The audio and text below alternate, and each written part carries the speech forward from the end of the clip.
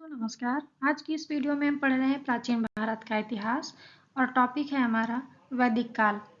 भाग 4 इससे पहले की वीडियो में हम पढ़ चुके हैं। शुरू करते हैं आज की वीडियो।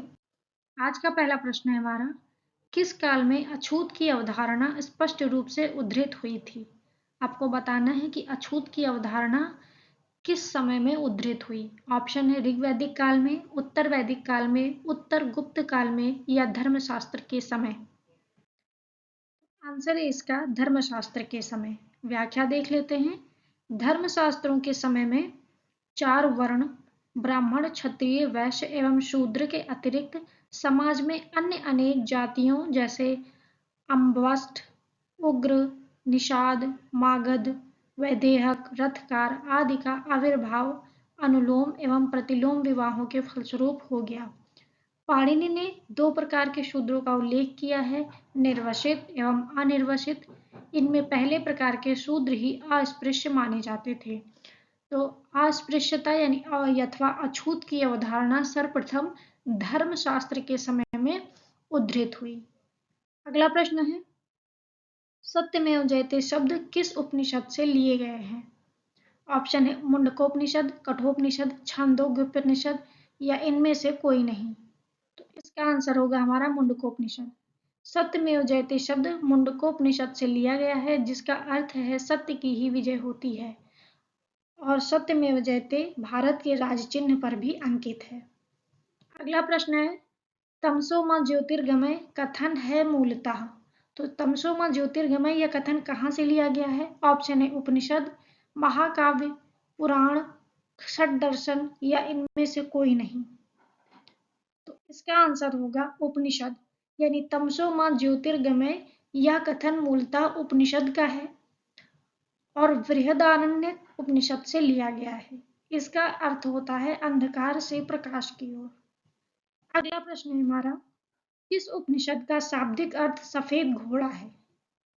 ऑप्शन है कठोपनिषद, छांदोग्य उपनिषद, तैत्तिरीय उपनिषद, ईशोपनिषद या इनमें से कोई नहीं। इसका आंसर होगा हमारा इनमें से कोई नहीं। विकल्प में दिए गए किसी उपनिषद का तात्पर्य सफेद घोड़ा नहीं है। श्वेताश्वतर उपनिषद का अर्थ सफेद घोड़ों द्वारा खींचा गया होता है और चूंकि श्वेताश्वतर उपनिषद ऑप्शन में नहीं है, इसलिए इसका आंसर होगा इनमें से कोई नहीं। देख लेते हैं अगला प्रश्न। अगला प्रश्न है, सत्यकाम जाबाल की कथा जो अनब्याही मां होने के लांछन को चुनौती देती है उल्लेखित है। तो सत्यकाम जाबाल की कथा, इसका उल्लेख कहाँ पे मिलता है? ऑप्शन है जाबाल उपनिषद, प्रश्नोपनिषद, छांदोग्य उपनिषद या कठोपनिषद। तो इसका आंसर होगा हमारा छांदोग्य उपनिषद। अगला प्रश्न है, ऋग्वेद की मूल लिपि थी। आपको बताना है कि ऋग्वेद की मूल लिपि क्या थी। ऑप्शन है देवनागरी, खरोष्ठी, पाली या ब्राह्मी। इसका आंसर होगा हमारा ब्राह्मी। ऋग्वेद की मूल लिपि ब्राह्मी थी। ऋग्वेद में कुल 10 मंडल हैं तथा 1028 सूक्त हैं। ऋग्वेद के पुरोहित को होता कहा जाता था और ऋग्वेद की मूल लिपि ब्राह्मी थी। अगला प्रश्न है, अवेस्ता और ऋग्वेद में समानता है। अवेस्ता किस क्षेत्र से संबंधित है? आपको बताया कि अवेस्ता और ऋग्वेद में समानता है और आपको ये बताना है कि अवेस्ता किस क्षेत्र से संबंधित है। ऑप्शन है भारत से, ईरान से, इजराइल से, मिस्र से। तो इसका आंसर होगा हमारा ईरान से। अवेस्ता और ऋग्वेद दोनों में कुछ भाषिक समानता है। अवेस्ता ईरान के क्षेत्र से संबंधित है जबकि ऋग्वेद का संबंध आर्यों से है। तो अवेस्ता ये ईरान से संबंधित किताब है। अगला प्रश्न है हमारा, वैदिक काल में किस जानवर को अघन्य माना गया है? अघन्य किस जानवर को माना जाता था? ऑप्शन है बैल, भेड़, गाय या हाथी। इसका उत्तर होगा हमारा गाय। वैदिक काल में गाय को अघन्य माना गया है। अघन्य का अर्थ होता है ना मारे जाने योग्य। गाय की हत्या अथवा उसे घायल करने वाले व्यक्ति को मृत्युदंड तथा देश निकाला की व्यवस्था वेदों में दी गई है। तो अगन्या गाय को कहते थे। अगला प्रश्न देख लेते हैं। अगला प्रश्न है, ऋग्वेद कालीन आर्यों और सिंधु घाटी के लोगों की संस्कृति के बीच अंतर के संबंध में निम्नलिखित कथनों में से कौन सा या कौन से कथन सही हैं? आपको ऋग्वैदिक कालीन आर्य और सिंधु घाटी के लोगों की संस्कृति के बीच में इसमें कथन दिए गए हैं और आपको बताना है कौन सा सही है। पहला कथन है, ऋग्वेद कालीन आर्य कवच और शिरस्त्राण का उपयोग करते थे, जबकि सिंधु घाटी सभ्यता के लोगों में इनके उपयोग का कोई साक्ष्य नहीं मिलता। दूसरा कथन है, ऋग्वेद कालीन आर्यों को स्वर्ण, चांदी और ताम्र का ज्ञान था, जबकि सिंधु घाटी के लोगों को केवल ताम्र और लौह का ज्ञान था। तीसरा कथन है, ऋग्वेद कालीन आर्यों ने घोड़े को पालतू बना लिया था, जबकि इस बात का कोई साक्ष्य नहीं है कि सिंधु घाटी के लोग इस पशु को जानते थे। कूट की सहायता से आपको सही उत्तर बताना है।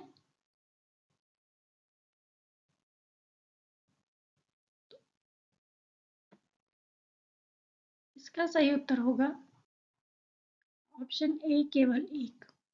ऋग्वेद कालीन आर्य कवच और शिरस्त्राण का उपयोग करते थे, जबकि सिंधु घाटी सभ्यता के लोगों में इनके उपयोग का कोई साक्ष्य नहीं मिलता। दूसरा और तीसरा कथन गलत है। दूसरा कथन दिया गया है कि सिंधु घाटी के लोगों को लौह का ज्ञान था, जो कि गलत है। और तीसरे कथन में यह बात गलत है कि सिंधु घाटी के लोगों को घोड़े के बारे में नहीं पता था। तो ऐसा नहीं है, सिंधु घाटी के लोगों को घोड़े के बारे में पता था। इसलिए दूसरा और तीसरा कथन गलत है और केवल कथन एक सही है। इसकी व्याख्या देख लेते हैं।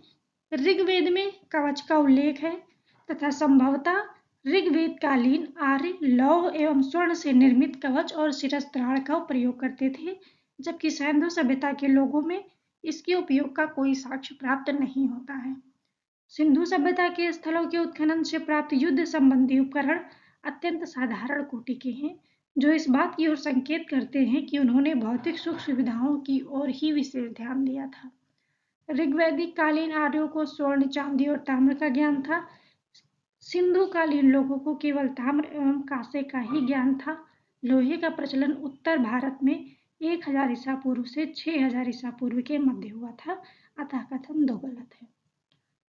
ऋग्वैदिक कालीन आर्यों ने घोड़े को पालतू बना लिया था, जिसकी सहायता से वे युद्धों में विजय प्राप्त करते थे। सिंधु सभ्यता के विभिन्न स्थलों में भी घोड़े के साक्ष्य प्राप्त हुए हैं, अतः कथन 3 भी गलत है। इसलिए हमारा कथन केवल एक सही है।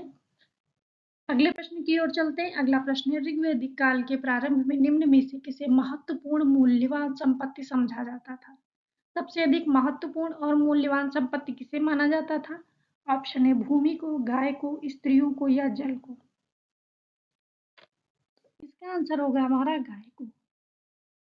ऋग्वैदिक काल के प्रारंभ में गाय को महत्वपूर्ण संपत्ति समझा जाता था। इस काल में गायें मुख्यतः विनिमय का साधन होती थी। ऋग्वेद के कुछ सूक्तों में गाय को देवता के रूप में कल्पित किया गया है, तो गाय को सबसे महत्वपूर्ण और मूल्यवान संपत्ति समझा जाता था ऋग्वैदिक काल में। अगला प्रश्न है हमारा, जीविकोपार्जन हेतु वेद वेदांग पढ़ाने वाला अध्यापक क्या कहलाता था? ऑप्शन है आचार्य, अधर्व्य, उपाध्याय या पुरोहित। तो इसका आंसर होगा हमारा उपाध्याय। जीविकोपार्जन हेतु वेद वेदांग पढ़ाने वाला अध्यापक उपाध्याय कहलाता था। व्याख्या देख लेते हैं। वैदिक काल में जीविकोपार्जन हेतु वेद वेदांग पढ़ाने वाला अध्यापक उपाध्याय कहलाता था। आचार्य गुरुकुल की स्थापना करके अपने शिष्यों को पढ़ाता था तथा कोई फीस नहीं लेता था, किंतु शिष्य के द्वारा दी गई दक्षिणा स्वीकार कर लेता था। अगला प्रश्न है, सूची 1 को सूची 2 से सुमेलित कीजिए तथा सूचियों के नीचे दिए गए कूट से सही उत्तर चुनिए। सूची 1 में दिया गया है सिंधु घाटी सभ्यता, उत्तर वैदिक समाज, ऋग्वैदिक समाज और मध्यकाल के बारे में। और दूसरी ओर सूची 2 में दिया गया है चारागाह, जमींदारी, कृषक, नगरीय। आपको बताना है कि सूची 1 जो कि बताना है कि समाज कैसा था और उसे सूची 2 से मिलान करना है। तो इसका आंसर देख लेते हैं, ऑप्शन डी होगा। सिंधु घाटी सभ्यता कैसी थी? नगरीय थी। उत्तर वैदिक समाज कैसा था? कृषक था। ऋग्वैदिक समाज कैसा था? चारागाह। और मध्यकाल कैसा था? जमींदारी। तो एक और सभ्यता और समाज दिया गया है और दूसरी ओर बताना है कि वह सभ्यता और समाज किस प्रकार का था। तो इसका आंसर होगा हमारा ऑप्शन डी। अगला प्रश्न है, प्राचीन भारतीय समाज के प्रसंग में निम्नलिखित शब्दों में से कौन सा शब्द शेष 3 के वर्ग का नहीं है। आपको बताना है कौन से 3 शब्द एक वर्ग के हैं और ये बताना है कौन सा शब्द उस वर्ग का नहीं है। तो ऑप्शन में है कुल, वंश, कोश और गोत्र। आपको बताना है इन तीनों में कौन सा शब्द एक वर्ग का नहीं है। तो इसका आंसर होगा हमारा कोश। प्राचीन भारतीय समाज के संदर्भ में कुल, वंश तथा गोत्र परिवार से संबंधित हैं, जबकि कोश परिवार से संबंधित न होकर भंडार से संबंधित है। अगला प्रश्न है हमारा, संस्कारों की कुल संख्या कितनी है। आपको बताना है कुल कितने संस्कार होते हैं। ऑप्शन है 10, 12, 15 या 16। इसका आंसर होगा 16। संस्कार का शाब्दिक अर्थ है परिष्कार, शुद्धता अथवा पवित्रता। गौतम धर्म सूत्र में इसकी संख्या 40 मिलती है। मनु ने गर्भाधान से मृत्यु पर्यंत 13 संस्कारों का उल्लेख किया है तथा बाद की स्मृतियों में इनकी संख्या 16 को स्वीकार किया गया है। तो संस्कारों की कुल संख्या 16 है।